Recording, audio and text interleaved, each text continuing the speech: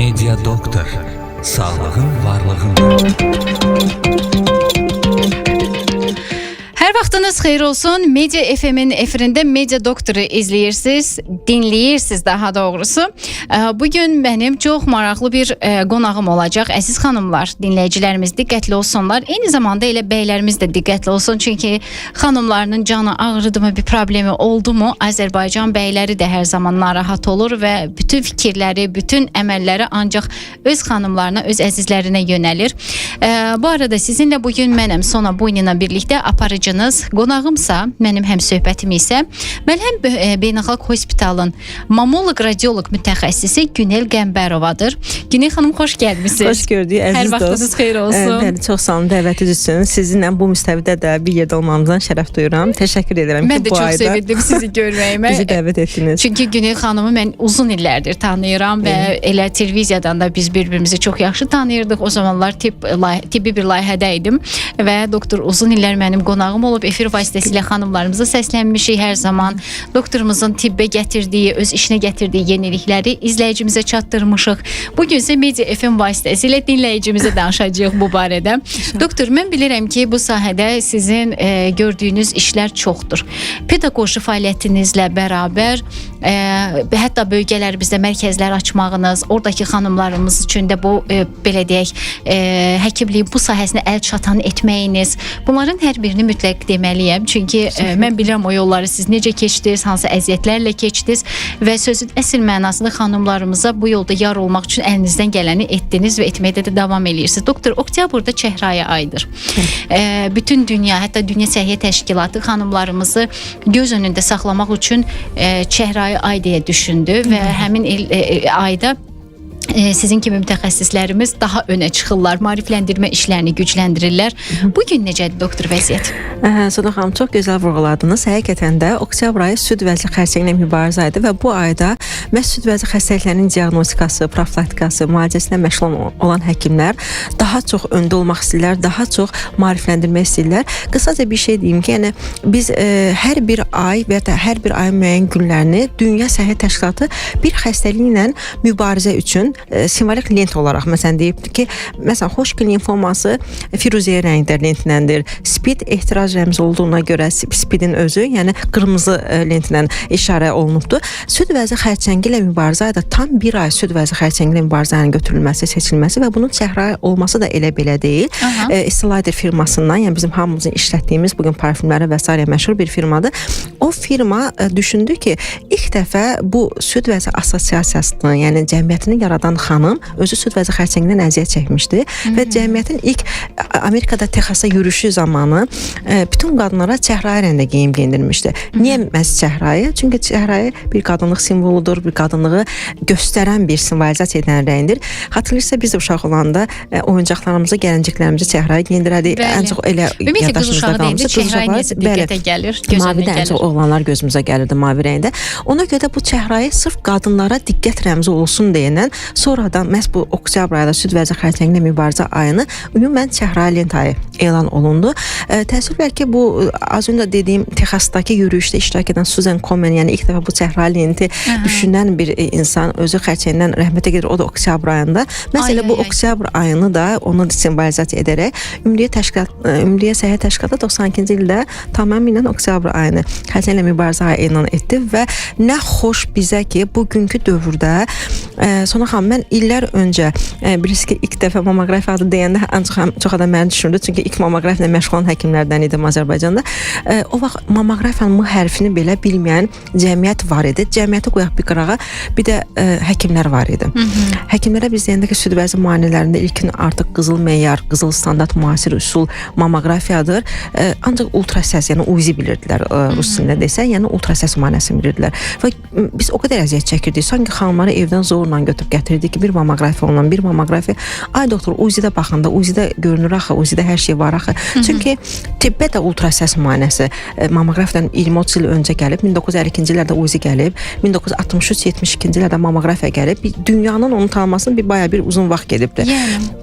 Azərbaycanın da gəlməsi də biraz uzun illər çəkib deyə, yəni insanların və həkimlərin tanımaması normal idi. Amma mən bugün o qədər sevinirəm ki, artıq bizdə bu ildə oktyabr ayında süd vəzi xərçəngi mübarizə ilə özəl Məlhəm Beynəlxalq Hospitalda çox gözəl endirimlər var və bu endirimlərə gələn pasiyentlər mənim ilbəil məhz oktyabr ayında baxdığım pasiyentlərdir. Heç bir şikayət yoxdur, mammoqrafiyaya gəlirlər. Nə gözəl. Bunu mən o qədər sevinirəm ki, demək ki, illər öncə bağıraraq, haykıraraq, yəni birisi necə Azərbaycan Tibb Universitetini qurtardım. Azərbaycan Tibb Universitetində müəllim kimi qaldım və bu müddətdə də o vaxt rektorumuz akademik Əhriman Əlimraslanov idi. Mənim oxuduğum müddətdə o vaxt bizi göndərdilər xaricə, yəni dövlət və sonradan öz hesabımıza təhsil alıb, illər sonra qayıdıb təzədən Tibb Universitetində davam eləmək və bundan sonra da cəmiyyəti səsləmək, yəni çox çətin idi. Mən işləyə bilmirdim Bakıda. Çünki xaricdə öyrənmişdim ki, həkim qəbuluna xəstə gedir, həkim dinləyir sualını, cavabını verir və sonradan deyir ki, falan müayinələrdən keç, sonra gəl yanıma. Və xəstə çox rahatlıqla gedib o müayinədən keçirdi və sual vermirdi. Niyə mənə bu müayinəyə yazsın? Bilir ki, həkim bunu etməlidir. Və amma Azərbaycanda gəlib təbii ki, bu çox çətin idi. Həkim xəstə mütləq soruşur, niyə keçməliyəm? Niyə keçməliyəm? Bu müayinə bəs eləmədimi? O birisi müayinə niyə istəyirsiniz? Və çox səhv olaraq həkimlər haqqında biraz doğru olmayan PR fikirlər yaranırdı ki, yəni yəqin ki, nəyəsə görə, məbləğə görə, pula görə, nəyəsə görə və s. Yəni bu cəmiyyətdə bir balaca mammoqrafiya oturmaq illərimi aldı. Amma bugün nə xoş ki, həmən işlədim klinikada. Zəhmətimizin bəhrəsi var artıq. Artıq bir çox klinikalarda gözəl mammoqrafiya aparatları var və həkimlər, radiologlar cəlb olunublar, hamısı işləyirlər ki, ən azından niyə mammoqrafiya? Çünki erkən diaqnoz mammoqrafiyalardır. Bilməm, imkan vermədim desin, sizin suallarınız var. Mən nə demək istəyirəm? Çünki çox önəmli bir faktordur bu mammoqrafiya. Çünki biz xərçənglə mübarizə adıyla bayaq dediniz, bəylər də qulaq asın. Elə mənim ən çox mənə gələn pasiyentlər soruşuram, sizi kim göndərib xanım? Yoldaşım deyir, yəni bəyini deyir. Yoldaşım, yəni qardaşım sizi tapıb. Mən indi görürəm ki, uzun illər qabaq mən Amerikada olanda, ya Türkiyədə adi burada qonşu ölkədə olanda metroda oktyabr ayında bəylər yaxalarında çəhrayı lentinə mən görmüşdüm. Mən konfransa gedirdim sonra taksi ilə mümkün olmadı tıxacdan dolayı. Məcbur olduq hamımız belə kablokda, kostyumlarda metroya düşüb qaça-qaça yəni konfransa çatmalıyıq. Və metrodan düşəndə gördüm, nə qədər bəy çəhrayı lentinə. Elə bildim onlar da həkimdirlər. Yaxınlaşıb metroda soruşum, deyir, yox, bu mən öz anama diqqət edirəm. Biri dedi, mən öz bacıma. O qədər bəylərin beyninə yeridilib bu şey ki, yəni oktyabr ayı çəhrayı lentlərini içində daşımaq bu hər bəyin də işi deyil. Yəni diqqət edin və mən çox sevindim ki, ayda görürsən, haçanca bizdə bu olacaqmı? Düz indi bizim bəylərimiz çox da sevmir çəhrayı lenti, bizə dəstək olsun çəhrayı lentin, amma yenə deyirəm, bizə gələn pasientlərin çoxsunu elə bəyləri gətirir. Bu da onların xanımların süd vəzinçisinə fərqində olmasının rəmzidir. Hətta yadımdadır, çəkilişlərin birində biz belə bir başlıqla sizə müraciət eləmişdik ki, qadınlarda dünyada süd vəzi xərçəngini və onun başlanğıcında olan, yəni törəmələri adətən bəylər aşkar eləyirlər. Çox zaman bəylər təsadüfi, yəni toxunması zamanı və ya intim münasibətlər zamanı dəfələrlə olub ki, mənim pasientlərim ki, Günel xanım, mən özümü heç görməmişdim. Yoldaşımla deyir, üzrəm, cinsi münasibət zamanı, intim əlaqələr zamanı yoldaşım deyir ki, sanki süd vəzindən bir dad gəldi, yəni sanki gilədən bir ifrazat gəldi. Yəni qadınlar ondan sonra özləri çıxıb baxmışlar ki, doğrudan döşlərindən qan gələn var, başqa bir rəndə ifrazat gələnlər var və yaxud da düyünləri hiss eləmişdi bəylər təsadüfən. Yəni qadın özü onu hiss eləməmişdi. Dəfələrlə olub ki, bəylər gəlib demişdi və biraz utanaraq deyirəm, əksinə siz utanmayın. Xanımınızdır, yəni son olaraq xanımınızdır. Nə xoş ki, da siz bunu təyin edib, şübhələnib gətirmiş həkimə, evdə kələm qoyub, bağa yarpağı qoyub, üstünə yod krika çəkib. Yəni Türkiyə çarələr bizdə çox məşhurdur axı. Balla Türkiyə çarələrlə, kompreslərlə qoyub gəlməmisiniz. Yəni vaxtında gəlmisiniz demişəm. Əslində bunları da bizim efirlərdən ən çox danışan siz olmusunuz, doktor, ki, kələm qoymayın, o yaralara müxtəlif müdaxilələr eləməyin, yara biraz da açılmasına şərait yaratmayın. Ən çox da pörtətmiş kələm qoyurlar. Niyə ki, Rus kanallarına, bilirsiniz ki, Rus kanallarında çoxlu tibbi verilişlər gedir. Yəni gözümüz açıb RT-də biz bunları gördüyümüzə görə, yəni biraz orta yaşlı nəsil o verilişlərə çox baxdığından belə düşüncələri var ki, orada kələmi yaxşı mənada süd vəzi xeyir kimi təqdim ediblər. Onların beynində o qalıb. Amma yəni kələmi soyuq halda qoymaq olar. Yəni onu pörtədib qoydunsa, süd vəzi düyünü də pörtədəcəksən. Soğan içirlər, bilməm, kartoşka suyu içirlər, kartof suyu içirlər. Ən çox da bizim bölgələrdə nə dəbdədir, sonra utanaraq bunu mən deyirəm, bu Loridlə deyə, bu el arasından deyirlər ara həkimlərdə. Onlar balla kompresləri müxtəlif eləyirlər. Yəni süd vəzidə bal o qədər əks göstərişli bir. Yəni biz balın xeyrini Qurandan bilirik. Yəni Qurani-Kərimdən bilirik balın nə qədər bizim üçün xeyir olduğunu. Möcüzəvi bir şey olduğunu, bəli, amma hər bir şey qədərində və yerində gözəldir. Yəni sən bu gün şəkər olan insan, diabet olan xəstəyə bal verə bilərsən, nə xeyrini görə bilərsən. Yəni bu da eyni bir məsələdir ki, yəni süd vəzdə bal qızışdırıcı kompres rolunu oynayır və olan törəməni biraz daha odlandırır, alovlandırır və ora daha çox qan dövranı, qan damar çəkdiyinə görə həmin xərçəngin daha da çox yayılmasına səbəb ola bilər. Problem nədədir? Xanımlar düyün əlinə dəyəndə, qolun altında şikinlik görəndə, gilədə içəri batılma görəndə, deyək ki, biraz maarifli xanımlar hələ mən deyirəm, dəridə büküşlər və s. görəndə ilk olaraq həkimə yox da bir qonşulardan soruşurlar ki, qohumlardan döşümdə bir falan problem var, qonşu da nə deyəcək, ya qohum nə deyəcək? Narahat olma, məndə də vardı keçdi. Narahat olma, falan şey elədim, keçdi. Və yaxud da getdim həkimə, dünyanın pulu xərclədim, axırı bir soğan suyu içdim, keçdi. Yəni o qədər bilib bilmədən, təbii ki, qonşusunun, qohumunun və ya ailəsinin yaxın üzvünə xeyir məqsədə bunu deyir. Amma o axı həkim deyil, ona diagnozu həkim qoyub bəlkə o vaxt ki, yəni bu olar sənə məsələn soğan suyu, amma bunu olmaz axı. Ona görə mütləq şəkildə mən hər zaman deyirəm, qorxularımız sağlamlığımızın önünə keçməsin. Pasiyentlər qorxmasınlar həkimə gəlməkdən. İldə bir dəfə bir toya getməmiş kimi özünü hiss eləsinlər. Doktor, çox yanlış fikirdir ki, bizdə xanımlar gedərəm birdən nə isə çıxar. Axı varsa bu çıxacaq. Bu getməyəndə yoxa çıxmayacaq axı. Yəni əgər varsa bu inkişaf eləyəcək. Və süd vəzi də biraz türklərin bir qəşəng sözü var. Mən onu tez-tez işlədirəm. Süd vəzidəki xərçəng sinsi gəlir. Bunu türklər belə deyir. Yəni sakit ilan kimi gəlir yavaş-yavaş ovunu tam bəlirləyəndən sonra onu sancır ilan. Və süd vəzdə də məsələn mədalta vəzi ağrı vermir, incitmir. Ən problem ordadır. Heç bir əlamət vermir, sakitcə. Artıq xanımların gördüyü o müayinələrdə gördüyü və öz-özünə müayinəsi zamanı gördüyü düyünlər, gilə batması, qoltuq altının ağrıması, şişməsi, döşün portağal qabığı dediyimiz belə görüntü alması, asimetrilərin olması, çox asimetri, yəni birinin birinə nisbətən çox böyük və kiçik olması, damarlar əvvəl görmədiyi damarların önə çıxması, bunlar artıq xanımlarda gecikmiş əlamətlərdir. Bu erkən əlamətlərdə bu süd vəzi çox sinsi yatdığına görə xərçəngi. Məsəl üçün biz həmişə deyirik, müqayisə gətiririk bunu mədə-altı vəzinə, mədə xərçəngindən. Deyirəm, baxın, xanımlara deyirəm, Allah qorusun, mədə xərçəngi olanda, mədə-altı vəzi xərçəngi olanda bu bir 2 aya qədər törəmənin yaranması ilə kliniki təzahürü elə 2 aya qədər gedir maksimum. Yəni mütləq qusmalar başlayacaq, diareya başlayacaq, qarın ağrıma, qızdırma və s. Ən azı bu şikayətlərə görə insan qatacaq həkimə. Amma süd vəzdə 2 il yarımdan 7 ilə qədər sakit yata bilir. Bu bilirsiniz faciədir. Heç bir şikayət. 2 il yarımla 7 il arasında məsafə, yəni nə deməkdir? Bu insanın bundan xəbərsiz olması, aşı olması. Ona görə də həkimlərimiz çağırır ki, vaxtaşırı müayinələrə gəlin ki, o müddətdə biz onları tapa bilək. Zaten məqsədimiz odur. Yoxsa düyün görəndə zaten gec-tez gələcəksən yanımıza. Amma biz düyünü görmədən ərizə bu tibdə belə bir cümlə var. Klinikaya qədərki mərhələ, yəni hər hansı bir görüntü ilə özünü göstərmədən, ağrı vermədən sən gəl bizim müayinəmizə ki, biz erkən vaxtda tapaq. Sonra bu yaxınlarda mən storyda bir paylaşım etdim Instagram hekayə bölümündə. Deməli mənim 8 illik pasiyentimdir və hər ildə gəlir. O deməli oğlu Almaniyada həkimdir və oğlu orada həkim olduğuna görə onlarda bilirsiniz də yaxşı mənada belə nidalı bir sistem var ki, ildə bir dəfə qadınlar mammoqrafiya keçməlidir. Bizimki kimi deyil də, zorla gəlsinlər və oğul mamasını, oğlan da mənim ilk tələbələrimdən olubdu, yəni belə deyim. Mamasını hər zaman anasını tez bizim müayinəmizə göndərir. İldə bir dəfə bu qadın gəlir. 8 il mənim yanıma gələn qadın arada 1 il yarımını itirib, yəni nəsə başı qarışıb gəlməyib və bir il yarımdan sonra, yəni toplam 6 ay fərqlə gəldi də, deyək ki, 1 il və 6 ay keçmiş üstündən. Gələndə biz onda 3 millimetr boyda bir törəmə tapdıq. Və 3 millimetr törəmədə indi bir düşünün, bax sizdə aydındır. Elə həmin anda məndə belə bir aydınım ki, ayda bu xanım axı mənim illərə, biz necə illərə sən artıq biz ailə oluruq, evin içi oluruq, biz onların xeyirlərinə, biz çox yaxın oluruq pasientlərdən. Doktor, sözünüzü unutmayın, dərdinizi unudun deyəcəm. Fasilə sonrası bunu danışaq olarmı? Çox az qalıb, saniyələrimiz qalıb.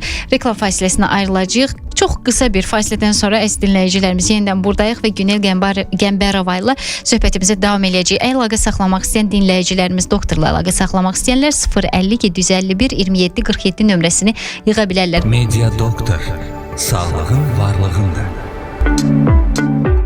Bugün efirdə mənim həmsöhbətim Günel Qəmbərovadır. Mamoloq, radioloq, doktorumuz Məlhəm Beynəlxalq Hospitalda fəaliyyət göstərir. 050-751-2747 nömrəsi ilə əlaqə saxlaya bilərsiniz.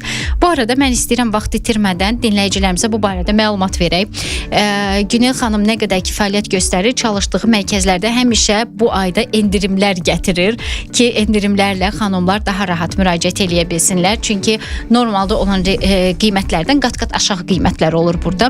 Doktor, zəhmət olmasa həmin o cihaz barədə deyək, xanımlarımıza bu endirimlə bağlı məlumat verək və yenə davam edək. Sona xanım, keçənləri mən Azərbaycanın ilk radioloq idim ki, Amerika Onkoloji Cəmiyyətindən qəbul olunan bir, çünki ora əsas onkoloqlar gedir. Amma bir radioloqun da ora qəbul olması bu biraz Azərbaycandan yaxşı bir mənada bir uğur idi. Və biz kolleqamla Pərvanə xanım Rüstəmovla biz Amerika yola düşdük. Orada böyük Amerika Onkoloji Cəmiyyətinin Chicago'da təşkil olunan konfranslarında gün və gün davam edən konfranslarda iştirak elədik.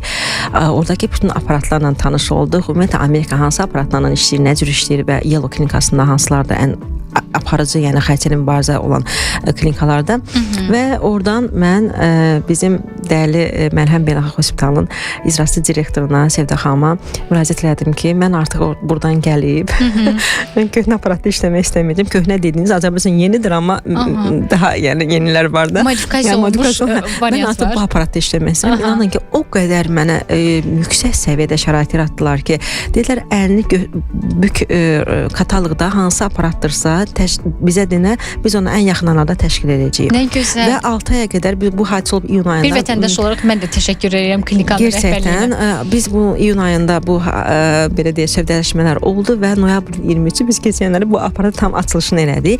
Yəni mammografiya bugün bir çox klinikada var. Bu da gözəldir, nə gözəldir. Amma bir də var mammografiyanın üst modeli tomosintez və bundan da üst modeli bunu yapay zəka dediyimiz ruslar iskusni intellekt deyir. Biz süni intellekt. Yəni bunu hər barədə deyirəm ki, hər kəs bunu bir təzə termindir deyənə anlasınlar. Bunların da bura cəlb olması. Yəni həkim baxır, əvvəl mammoqrafiyada biz necə baxırdıq? Hər iki süd vəzi öndən və onun yan tərəfindən çəkilirdi. Ümumi bizə 4 dənə şəkil verirdi. İndi tomosintezə 200, 300, 400 dənə şəkil verir bir süd vəzinin. Yəni qat-baqat şəkli çəkilərək, millimetr çəkilərək sanki bir almanı soyursan və soya-soya süd vəzinin içinə baxırsan ki, orada nə var? Yəni 4 dənə şəkil hara, 300-400 şəkil hara? Yəni buradakı olan informasiya çoxluğunu mən sizə demək istəyirəm və üstə gəldi bir də bu süni intellekt bəli bu gün gəlib, tibbə gəlib, ChatGPT istifadə eləyirik hamımız. Yəni təəssüflər burada da kör təbii doğru işlətməyən xanımlarımız, bəylərimiz də var. Burada gələrəm bir qısa mövzuda. Amma süni intellektin də bu aparatımıza qoşulmasının önəmi hardadır? O sənə göstərir ki, doktor sən bunu gördün, amma falan şeyi görmədin, diqqət elə. O sənə istiqamət verir. Aydındır. Çünki məsələn sanki bir navigator kimi yol göstərir. Yəni, burada nədən gedir söhbət? Məsələn, xəstə gəlir, əlinə də düyün gəlir. Heç düyün gəldi, gəlmədi. Mammografiyada biz hər hansı bir kütləni gördük. İstərsiniz həkim olasan da, sən artıq konsentrə olunursan o kütləyə, o bir tərəflər sanki unudursan ki, da burada kütləni tapmışam. Axı süd vəzi bir dənə balaca kütlə olacaq yerdən ibarət deyil. Süd vəzi, iki süd vəzi böyük bir orqandır. Vəzli orqandır, piyli orqandır və o sənə istiqamət və işıq verir oradan ki, burada da bir düyün var, diqqət et. Məsələn, xəstə onda deyir ki, doktor, mən istəmirəm süni intellektdən keçmək, marağımda deyil. Tamam, keçmək bilər, o xəstənin ixtiyarındadır, amma süni intellektin göstərdiyi o demək deyil. Biz görmədi, o bizi göstərdi, o xərçəngi bizdən. Yox, sadəcə olaraq o bizə istiqamət verir və biz diaqnoz qoyuruq. Orada doğrudan problem var, yoxsa doğrudan ötüb keçiləsi bir mövzuydu o sahə. Yəni o qırmızı işıqda bir şey var mı, yoxmu? Hə, var və yoxdur. Və burada xəstənin sualına cavab olaraq nə demək istəyirik? Biz bəzən deyirik ki, törəmə olanda qadın özünü itirir. Ümumiyyətlə, xərçəng sözünün səsləyişi belə ağırdır. Biz bunu hər yerdə deyirik. Bunu eşitmək o qədər çətindir. Yəni efirimizin nömrəsini bir xatırladım, sonra yenə davam eləyək. Efirimizə WhatsApp-la yazmaq istəyən dinləyicimiz üçün 070 515 1055 nömrəsini qeyd etmək istəyirəm. Zəng etmək istəyən dinləyicimiz isə 055 999 1055 nömrəsi ilə əlaqə saxlaya bilər. Sizinlə birlikdə mənəm Sona Boynina, həm söhbətim isə Günel Qəmbərovadır. Mamoloq, radioloq, Məlhəm Hospitalın dəyərli mütəxəssislərindən biri. Doktor, həqiqətən də heç bir qadın istəməz ki, sizin dilinizdən xərçəng kəlməsini eşitsin. Kimin qapısını xərçəng döyməsin, həqiqətən də.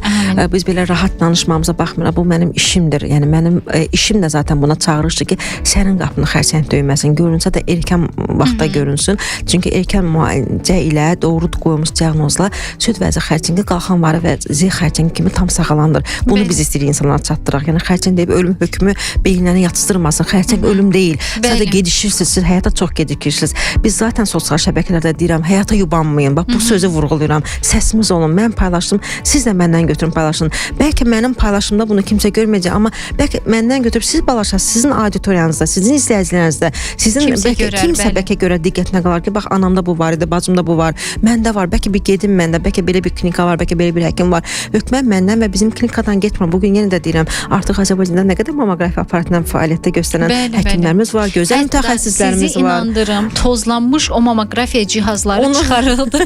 Eynən. Sən demə çox önəmliymiş. Çox önəmliymiş, əlbəttə.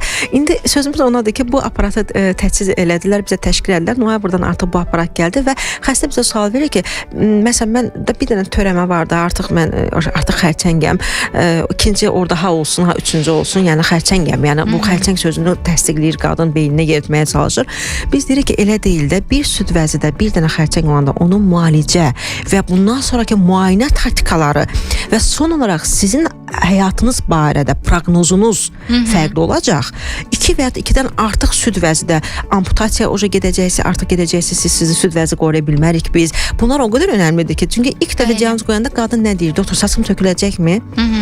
Döşüm yerində qalacaqmı? Bu o qədər ağır sualdır ki, bir qadının, bir ananın, bir xanımın, bir cavan gəlinin bu sənin otağında boynu bükərək, qorxuyla, təlaşla sənin yanında bu sualı verir və o anda sanki cavab axtarırlar. Bir həkim üçün o cavabı vermək o qədər çətindir ki, çünki bunun hələ biopsiyası olunmayıb, bunu biopsiyalarını eləyəcəyik, sonraki müayinələrini aparacağıq və ondan sonra biz digər müayinələri aparıb təsdiqləyəcək ki, bunda birdən əmin süd vəzi xərçəngi var, yoxsa bir balaları da mı var süd vəzidə, tamamilə proqnoz dəyişiləcək. Bir nəfərlə, bir sərkərdə ilə mübarizə aparmaq bəlkə daha asandır, amma bir də onun böyük ordusu olanda ondan mübarizə aparmaq çox çətindir və o xərçəng bir sərkərdə onun yanındakı balaları da varsa, ordusu varsa, təbii ki, artıq sənin qılıncların çox iti olmalıdır və onun üçün də sən o xərçəngi tanımalısan.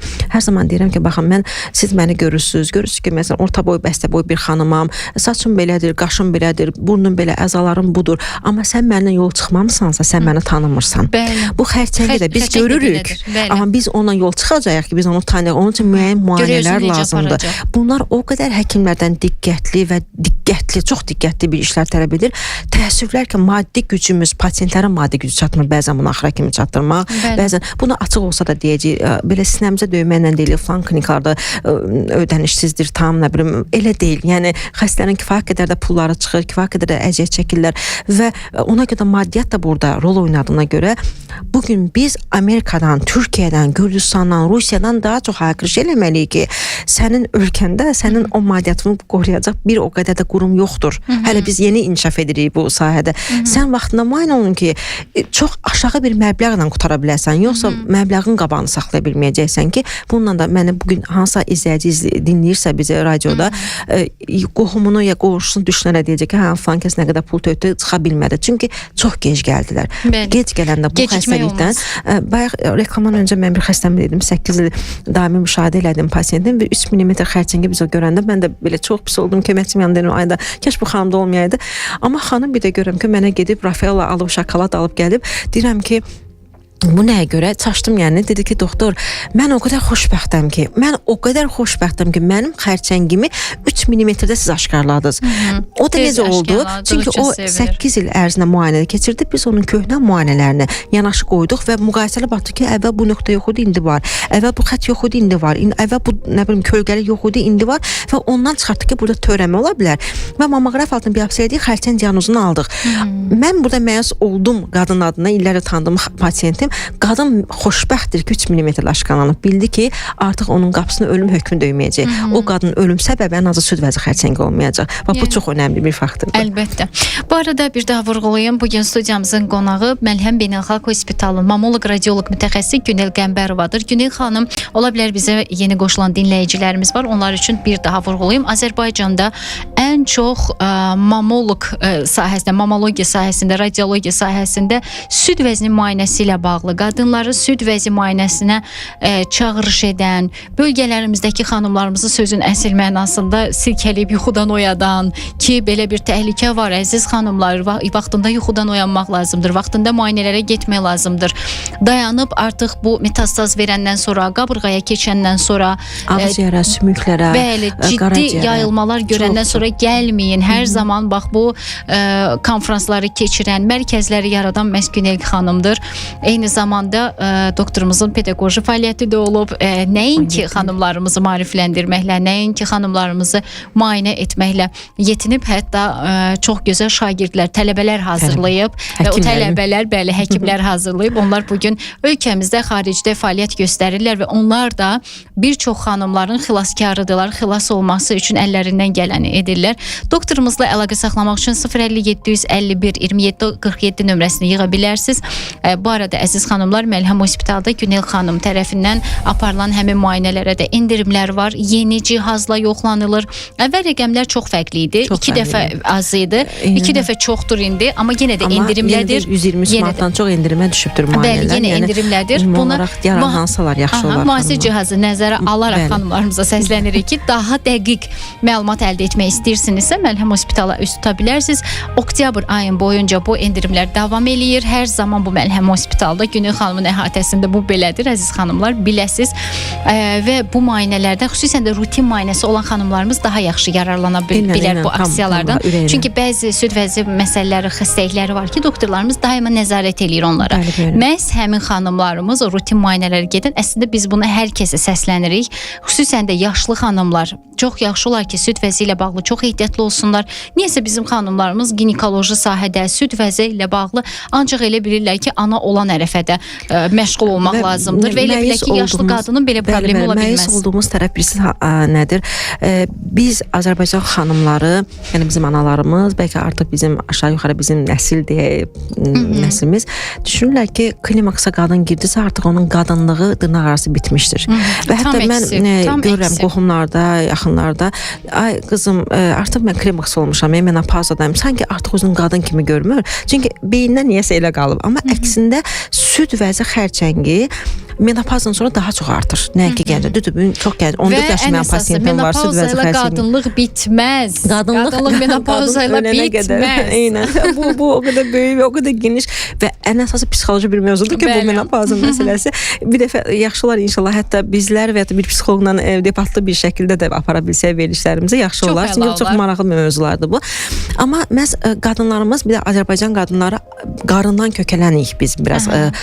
Figuramız biraz elədir. Zaten çox adam əsliyib. Bəli. Bir də klimaksdan sonra qadınlar qarın tərəfdən daha çox kökəldiyinə görə süd vəzi xərçəngi də yaradan hormonların dizbalansıdır ilk olaraq. Məhz o estrogen hormon ki, güya ki klimaksa yoxa çıxır, azalır. Amma bu qarından başlayır inkişaf eləməyə. Və o başlayır qarın pi hücrələri estrogenləri yüksək səviyyədə ifraz eləməyə. O hara gedəcək? Çünki artıq bir artıq lazım deyil. Çünki bizim piyimizdən gəlib, qarın piyimizdən. Və o da gedir, ən çox onun topalandığı bir yer var. Yəni hər bir xəstəliyin sevdiyi bir məkan var. Hər bir ifraz olunan mayenin, maddənin, hormonun sevdiyi bir orqan var. Bu estrogen də ölür ki, kesin süd vəzə yığılsın.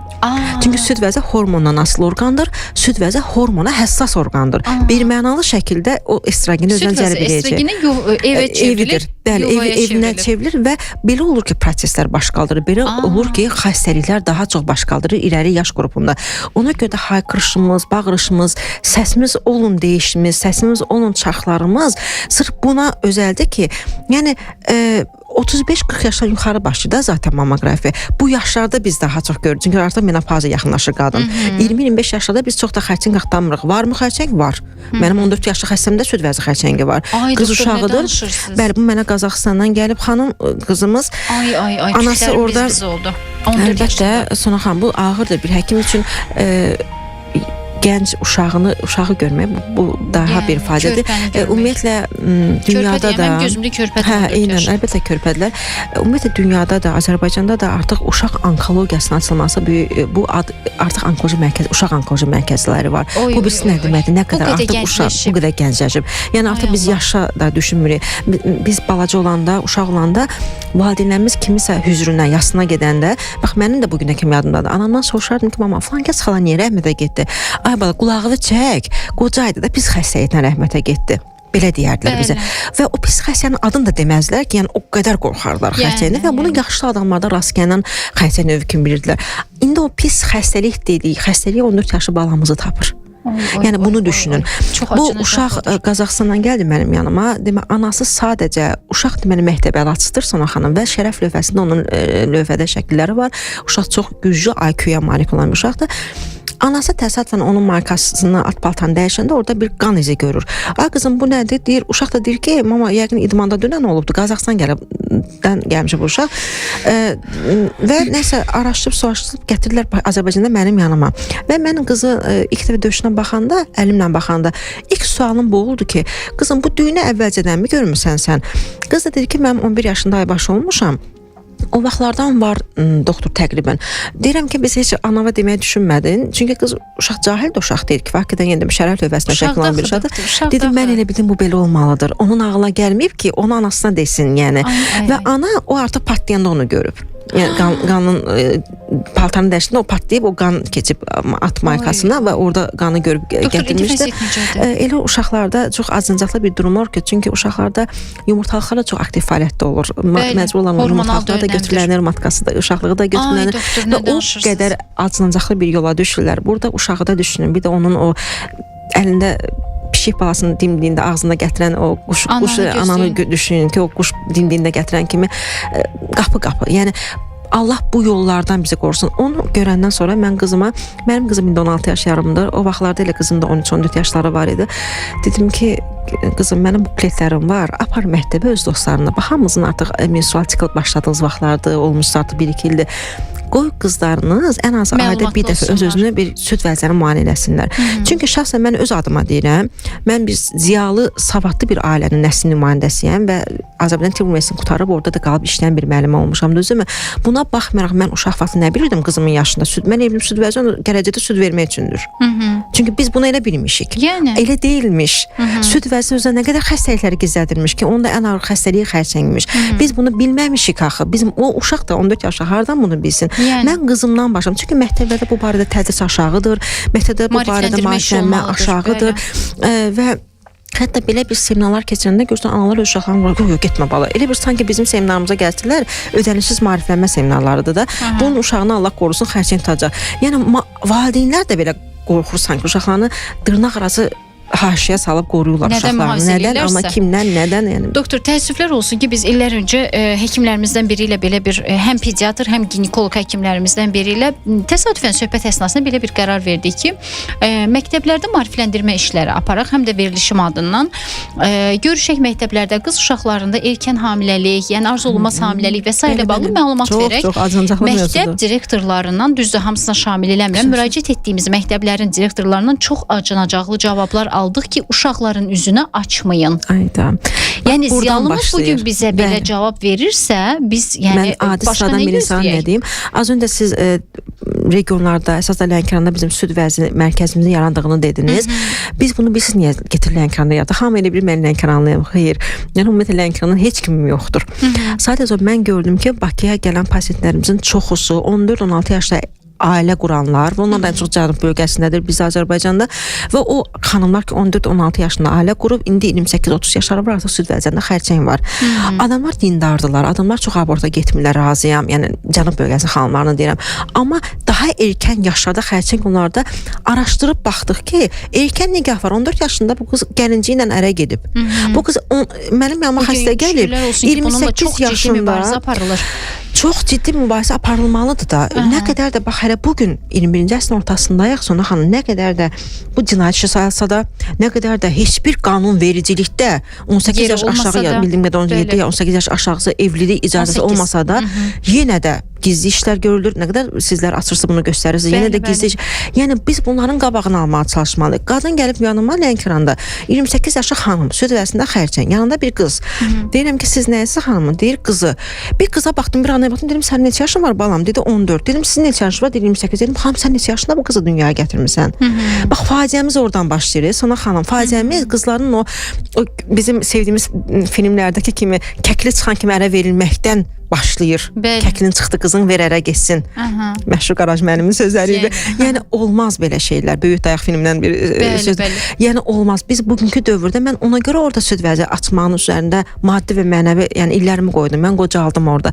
Ki indi görürəm ki, artıq orada insanlar yavaş-yavaş qorxudan deyil, yəni dövlət icazə vermir. Yox, artıq özləri gəlib gedə-gedə Günel onlarla bir saat danışırıq, müayinə qalqıraqda Günel danışır onlarla. Xanım balavı oxut, balavı öyrət, balavı oxut, qoy balavın əlində çörək olsun, peşə təhsil olsun, texnikum təhsil olsun, ali savadı olsun və s. İndi görürsən ki, o valideynlər öz qızlarını oxudurlar və artıq istəmirlər onların erkən nigaha getsin. Təbii ki, bunun üzərində çox böyük onlara təzyiq var, çünki yoldaşları razı olmur, qaynataları razı olmur, ailə tendensiyasını pozmuş olurlar belə dırnaq arası. Amma yenə də bu mərkəzlərin açılmasına səbəbimiz olurdu ki, bax sən gecikdin həyata, 28 yaşına xərçəng oldun, qızını belə bədbəxt etmə. Çünki sual verə bilərsiniz siz ki, Günel xanım erkən nigah nə aidiyyatı var süd vəzi xərçənginə? Biz indəkin başqa bir psixoloji durumlardan danışırdıq, uşaqlıqdan danışırdıq. Çünki süd vəzi tam Allah tərəfindən yaradılışdır. Kim nəyə inanır? Yaradılış tərəfindən süd vəzinin inkişafı 21 yaşda tamamlanır. 21 yaşa qədər xanımın cinsi əlaqə görüb də dalınca, yəni hormonal bir prosesdir o, dalınca bir hamiləlik yaşaması, fərq yoxdur, uşaq doğuldu, abort olundu, özü düşdü, sidik oldu, fərq yoxdur, bir hamiləlik yaşaması, bir dəfə süd verib verməməsi artıq süd vəzi stresdir. Yəni 21 yaşında tamamlanmağı olan orqan 16 yaşında 21 yaşındakı orqanın işini görür. Yüklənəcək mi? Yüklənəcək. Üstəgəl 20 yaşına kimi o hələ ana olmağa, süd verməyə hazır deyil. Və ona görə bizim məqsədimiz odur ki, biraz erkən nigahlar, yəni tibbi, psixoloji qanunvericilikdən kənar, bir də bax bizim bu xəstəliklərimiz artmasın, diqqətli olaq. Yəni danışıram, sözümdə emosionallaşam. Dövlət nümayəndələrimiz deyəndə ki, hüquqşünaslar meydana düşəndə, gələndə ki, ay erkən nikahlar olmasın, tibbi nümayəndələrimiz, həkimlərimiz gəlib deyəndə ki, qohum evliliklərinə son qoyaq, dövlətimiz də bunu qanun olaraq dəstəkləyəndə, baxırsınız ki, cəmiyyətin içərisindən bir mənalı gəlmir səslər. Amma baxın nəticələrinə baxın. Bu tək mənim gördüyümdür. Mən bu qədər görəmsə, başqası məndən 10 qədər artıq görür. Başqa klinikada, başqa həkimlər, başqa müəssisələrdə. Şükürlər olsun ki, çox buna sevinirəm ki, ölkəmiz buna qarşı, dövlətimiz buna qarşı biganə deyil. Bu məsələlərdə çox ciddi yanaşır. Qanunla bunlar tənzimlənir və belə deyək, aidiyyatı orqanlar çox operativ cavab verirlər bu hadisələrə, telefonlara, çağırışlara. Nə xoş bizə. Sadəcə olaraq keçmişlərdə olanı artıq biz bərqərar eləyə bilmirik. Artıq bu hadisə olub keçir. Bu qayda qanunu belə davam etsək ona görə cənubda ən çox xərçəng xəstələrinin, gelişmiş xərçəng və maarifsiz qadınlarımızın, beçərə qadınlarımızın xərçəng xəstələrinin görəndə biz daha çox məyus oluruq ki, bu çünki 14 yaşına ərə gedib. Bunu nə bilir ki, bu süd vəzi nədir yəni. Ona görə də ilk məsələmiz də region olaraq Lənkəranda açmamız oldu ki, və Azərbaycanda ilk mammoqrafiya region Bakıda hər yerdə var, bir çox klinikada var, aparıcı müəssisələrdə və aparıcı həkimlərdə var, amma regionda ilk bizdə oldu Lənkəranda və cənub bölgəsi üçün bu böyük bir avantajdır. Nə gözəl. Və nə xoş ki, bəli, mən orada da çalışıram, 6 bazar, orada da fəaliyyətimi davam edirəm. Doktor, bunları vurğulayaq yenə dinləyicimiz üçün. Doktorumuzla əlaqə saxlamaq istəyən dinləyicilərimiz 050-751 27 47 nömrəsi ilə əlaqə saxlaya bilərlər. Doktorumuz Məlhəm Beynəlxalq Hospitalda çalışır. Mammoloq, radioloq doktorumuz Günel Qəmbərova bugün mənim həm söhbətimdir. Doktor, bölgələr deməli Lənkərana gedirsiniz. Bir də Goranboyda. Birinci Lənkəranda 6 bazar, bir həftənin 6 bazarı Lənkəranda, o bir həftənin 6 bazarı Goranboyda. Yəni bir həftədən bir dəyişirik bunu. Yəni bu təbii ki, bizə çətindir. 6 bazar bir həkimin istirahət olunması və birinci gün yenə gəlib işə davam etmək. Yadımdadır, yorğunluğunuz. Bu çox yorğun olur, amma az da olsa bir 3 il, 2 il, 5 il bundan qabağın fərqində çox fərqi gördüyümüzə görə xoşbəxtəm. Yəni nəticə olan yadımdadır o mərkəzi açmaq üçün hələ sizin o ilkin addımlarınız, həyacan maddi və siyasi addımlardan gedir. Yəni bir klinika, bir aparatı gətirmək bilirsə, burada nə qədər dövriyyə, nə qədər maddi güc, yəni səni mütləq dəstək edən bir sponsor, bir kimsə, bir insan olmalıdır. Yəni bu 10.000 deyil, 50.000 deyil, 100.000 deyil, 200.000 deyil, böyük bir işlərdir.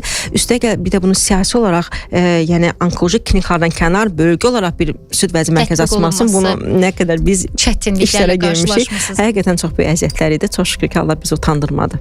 Və bu gün nə xoş ki, bölgələrimizdə belə xanımlarımız paytaxta gəlmədən rahatlıqla gedib öz mərkəzlərində müayinədən keçə bilirlər. Bu süd vəzi ilə bağlı hər hansı bir narahatlıq varsa vaxtında aşkar eləyə bilirlər.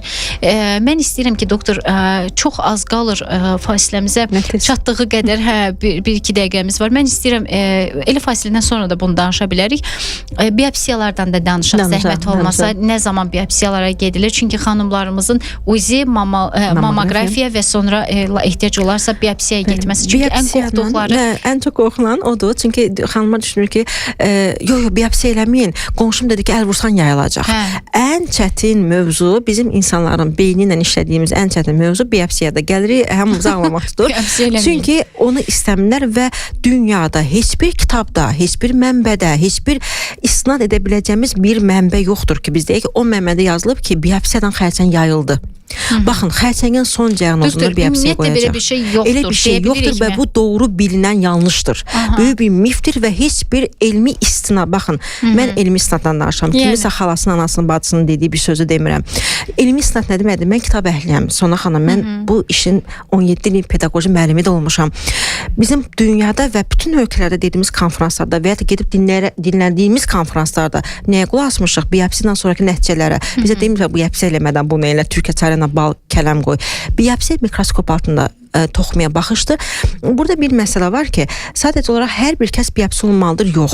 Təqibdə saxladığımız, şübhələrdə olduğumuz xəstələr, ailəsində, anasında, xalasında, anasında süd vəzi xərçəngi onlarda şübhəli olan düyünlərdə biz biopsiya mütləq götürürük. Biopsiyada 15-20 fasilədə bəd gəlsə də 80% yaxın xoş cavab gəlir. Yəni biz də onu istəyirik ki, xoş cavabı alaq. Amma doktor, elə xoş cavabdan sonra da bəzən müsibət başlayır. Deyəcəm onu fasilədən sonra. Niyə? Media Doktor. Sağlığın varlığında. Bugün Media Doktorun efirində aparıcınız mənəm Sona Bunina, mənim həmsöhbətim isə mamoloq, radioloq mütəxəssisimiz Məlhəm Beynəlxalq Hospitalının həkimi Günel Qəmbərovadır. Doktorumuzla əlaqə saxlamaq istəyən dinləyicimiz 050-751 2747 nömrəsi ilə əlaqə saxlaya bilərlər. Fasilədən öncə biz danışırdıq ki, biopsiyaya niyə gəlmək lazımdır və xanımlarımızda, ümumiyyətlə bizim millətdə, xalqımızda belə bir inanc var ki, xərçəngə dəydik, çoxaldı, biopsi doktor iynə ilə qurdaladı onu, çoxaldı. Yəni belə fikirlər var. Təəssüflər olsun ki, doktorumuz deyir ki, bunun heç bir yaxından uzaqdan əlaqəsi yoxdur. Əlavə edeyim. Doktorumuz demir. Bunu icad edən, biopsiyani icad edən insan Nobel mükafatını alıb ölüb. Hətta bu xəstələrə deyirəm ki, hər halda nə mən, nə də siz ondan yaxşı bilmirik. Yəni bu mükafata layiq olmayan bir insan olsaydı ona mükafat verilməzdi və Nobel mükafatı bilirsin nə deməkdir? Artıq o da başına fizikadan danışmağa mən.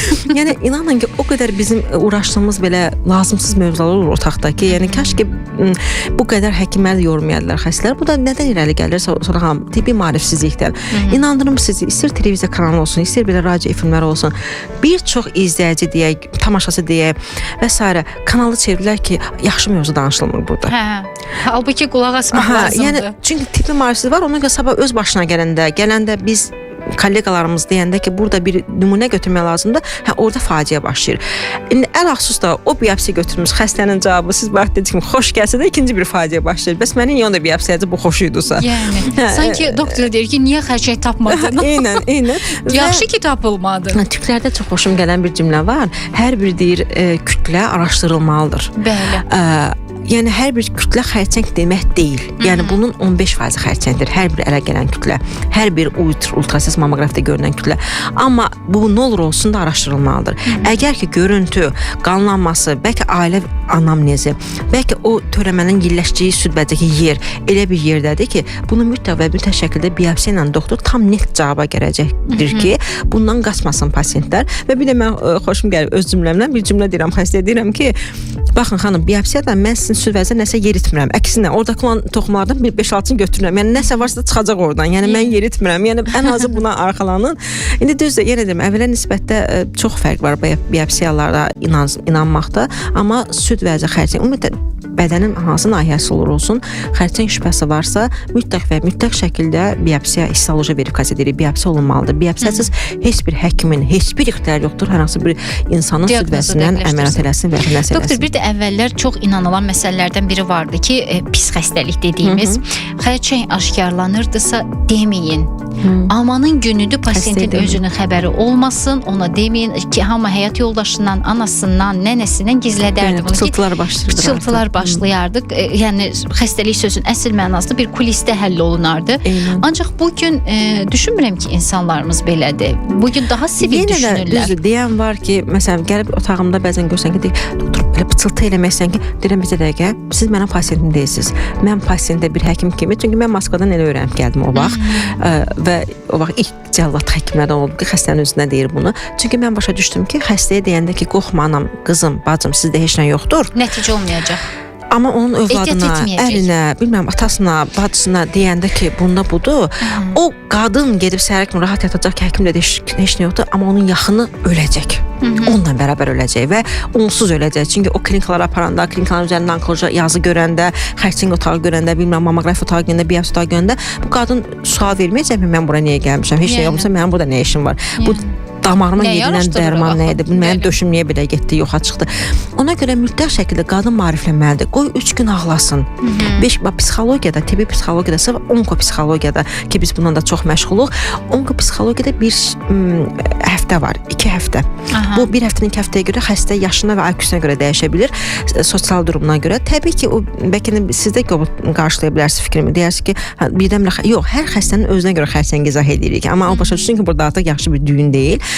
Və bir də orada 1 həftədən 2 həftəyə qədər çəkəcək affekt halı var. Bu tibbi psixologiyada. Qadına icazə verməsən, geçsin evdə ağlasın, qərara gəlsin. Bizdə problem nədədir? Bəzən həkim xəstəsi qaçmasın deyə elə anında da ki, gəl buradakı biopsiya eləyim. Yəni düzdür, nə qədər tez olsa xəstənin 2 həftədə yaşama şansı qalxır. Amma orada biraz psixoloq olmalısan da, qadın da düşünməlisən. Tövsiyə edəcəksən ki, burada mənim biopsiya etməyəm lazım. Bu o getsin. Çünki bəzən o biopsiyadan sonra gedir, sonra özünə gəlir, deyir, mən istəməyəcəkdim, mən ölməyə hazır idim, mən lazım değildi bu. Çünki sonra səni günahkar bildir, sən həkimi. Ona görə o 1-2 həftə affekt halı var ki, qadın ağlayıb, boşalıb, sonra ağlı başından analiz sintezi eləyib, öz həyatının qərarını verib gəlməlidir müayinə və müalicələrə. Yoxsa birdən-birə onu elə, bunu elə deyəndə də xəstə biraz həm stres yaşır, həm də fikir çəkir, nə məsələdir ki, həkim nə marağı var ki, birdən-birə mənə onlara müayinə saldı. Yəni, ya o həkimdə çox inanmalıdır. Problem nədədir? Biz getdiyimiz həkimə belə inanmırıq. Onun adına gedirik bəlkə də. Qapısında bəlkə 1-2 həftə öncədən yazılmışıq növbəsinə. Amma gedəndə sanki bir şübhələrimiz başlayır ona və inanmırıq, ona görə problem başlayır. Doktor, bu məsələnizə həqiqətən bir vətəndaş olaraq da bir əlavə eləyəcəm. Həmişə getdiyim həkimə inanıram. Və həmişə də ətrafımda olan insanlara deyirəm ki, sizin hətta savadsız dediyiniz həkimdən belə onun biliyi qat-qat sizdən çoxdur. Yəni, istənilən halda həkim bizdən çox bilir. Həkim, el arasında sonra sözü kəsdim. Yəni, savadsız bu sözü birisi necədir? Yəni, həkimin işlədirlər bu sözü, amma bu xoş deyil. Bəli, bu doğru deyil. Həkimin jurisi insan deyil. Sıravi insan deyil. Mən belə bugün, siz Sona xanım, məndən soruşa bilərsiniz ki, məsələn, Vəli doktor necə cərrahdır? Mən onu yaxşı bir iş yollaşım kimi, bəlkə hansı klinikadan işləyən bir həkim kimi, nə bilim, bir cərrah kimi yaxşı işləmişəm adını deyə bilərəm. Yaxşı həkimdir, amma mən cərrah olmadığıma görə onun xırda işlərini bilmirəm. Siz məndən radiologu soruşa bilərsiniz ki, Güney xanım, süd vəzidə bu sahədə də falan radiologu var. O necədir? Bax, mən onun minusunu bilə bilərəm, o da mənim kimi bilə bilər. Çünki insan ancaq öz sahəsinin xırdalığını bilə bilər. Necə siz jurnalistləri, aparıcıları, media və televiziya efirlərinin prestijini və baxımlığını bilir. Çünki mən sizdən bunu bilə bilmərəm. Siz onu bilə bilərsiniz. Buna görə xalqın bu söz deməyi, yəni əsla doğru bir şey deyil. Alçatmayın. Çünki hamımızın yolu düşür həkimə. Yaxşı və pis mənada düşür. Tək övlad sevincindən düşsün yolumuz uşaq həkimə. Amma belə deyil, anamız da xəstələnir, biz də xəstələnirik. Və doktor, həmişə getdiyim həkimə inanıram. Hətta mən dəfələrlə olub ki, məsələn, mən bir neçə cərrahi müdaxilə keçirmişəm səhhətimlə bağlı. Hətta orada belə problemlər yaşamışıq. Amma bu mənim səhhətimə bağlı olaraq bir problem olub. Bizdə insanlar bunu mütləq həkimin boynuna atmağa çalışırlar. Mən başa düşürüm ki, mənim toxumalarım bərpa olunanda çətin bərpa olunur. Cərrah neynəsin? Yəni, cərrah mənim toxumamın çətin bərpasına neynəsin? Bu mənim orqanizmimin gücüdür. Yəni, o heç vaxt istəməz ki, sona mənim haqqımda getsin, haradasa hansı pasiyentin yanında pis danışsın. Bu müstəvini götürək. Sonra xanım, bugün mən sizdən aşağı yuxarı 1 saatlıq canlı efirə qoşulmuşuq. Siz bir aparıcı olaraq istəyirsinizmi verilişiniz uğursuz olsun? Təbii ki, heç kəs istəməz. Canınızı qoyursunuz Cərrah da ki, iyisini istəməz, qarşıdakı həkimlərimiz də. sizin tərəf müttəfiqinizlə gözəl debatınız alsın və veriliş baxımlı və dinləyimli olsun. Bəli. Siz buna səy edirsiniz. Əlbəttə. Həkim də ona səy edir də. Kim istəyir ki, xəstəsi ondan narazı getsin? Yəni. Sadə doluq ağlama, bir də çox təəssüflərlə deyə bilərəm ki, bəzən başqa kolleqalarımız tərəfindən fərqi yoxdur. Həkim və digər müstəvidə olan insanlar öz kolleqasının ayağını çəkməyə də bacarır və pisləyirlər. Bax burada problem yaşayır. Yəni ki, o bunu gələ etməyəydi, o bunu gələ yazmayaydı, səndə bu olmalıydı. Sağlam konkurensiya olmalıdır. Bəli, bu sağlam rəqabət olmadığına görə bu yaxşı bir şey gətirib çıxmır. Sonunda əzabı çəkən bu yetim xəstə olur. Yəni. Qalır ortaqda, bilmir kim inansın. Və ən əsası doktor, yenə o dediyim münasibətimə qayıdacağam ki, həkimimə inandım. Hər bir yaşadığım problemdə də məsələn 3 dəfə əməliyyat olmuşamsa, 3-ündə də problem yaşamışam. Çünki məsələ toxumalarımdır. Doğrudur. Və həkimimə axıra qədər güvənmişəm. Hətta özüm ürək-dirək verirəm cərrahıma ki, yəni bu sənlik deyil, mən bilirəm ki, mənim problemimdir. Və birlikdə yola çıxmışıq. Yaxşı, indi nə edək? Bu məsələn əməliyyat fəsadlaşdı. Bəli, fəsadlaşmada nə etməliyik və şükürlər olsun ki, hər birində də gözəl nəticə alınıb. Bir neçə addım, bir neçə belə deyək müdaxilə, bəli, səbirlə və təbii ki, həkimlərimizin sağ olsunlar biliyi və peşəkarlığı sayəsində. Hətta məsələn mən adi ekzimer lazerdə elə bir ciddi problem yaşadım ki, heç kəs bunu yaşamır. İnsanlar belə deyək, nahar fasiləsinə gəlib əməliyyat olunur, amma mən ciddi problem yaşadım ekzimer lazerdə. Sırf öz toxumama bağlı olaraq cərrahın heç bir burada işi yox idi. Adam peşəkardır, işinin peşəkarıdır və savadına söz ola bilməz. Şükürlər olsun da ki, onun əllərində idim ki, nəticəsi ağır olmadı. Ona görə həkimə müraciət edərkən həkimə güvənməyiniz, inanmağınız, o sevincli, belə deyək, sevgi hissi ilə yanaşmalısınız hər şeyə. O zaman nəticəmiz gözəl olaraq. Bu arada mən bugün əslində bizim dəyərli kolleqamız Pərvanə Rüstəmova sizin qonağınız olacaqdı. Üzüllü səbəbdən o gələ bilmədi və onu bugün dostlarıq mən əvəz etdim. Düzü ixtisasımız yaxın uzaqdan onkologiyada olsun. Bu həkimə güvən devizi də məhz onun devizidir. Ona buradan öpüşümü göndərirəm, qucaqlayıram onu və həqiqətən onun devizini istifadə edərək deyirəm ki, hər bir kəs həkiminə güvənsin. Əsla əksi halda həkiminə getməsin, nə həkimi yormasın, nə də öz ailələrini incitməsin. Doktor, təşəkkür edirəm sizə. Çox sağ olun gəldiyiniz üçün. Çox sağ olun. Bugün bizim qonağımız Günel Qəmbərova idi, mammoloq radioloq doktorumuz, Məlhəm Beynəlxalq Hospitalda çalışan həkimimiz. 050-751-2747 nömrəsi ilə əlaqə saxlaya bilərsiniz və ən əsası hər kəsə möhkəm can sağlığı arzuluyuruq.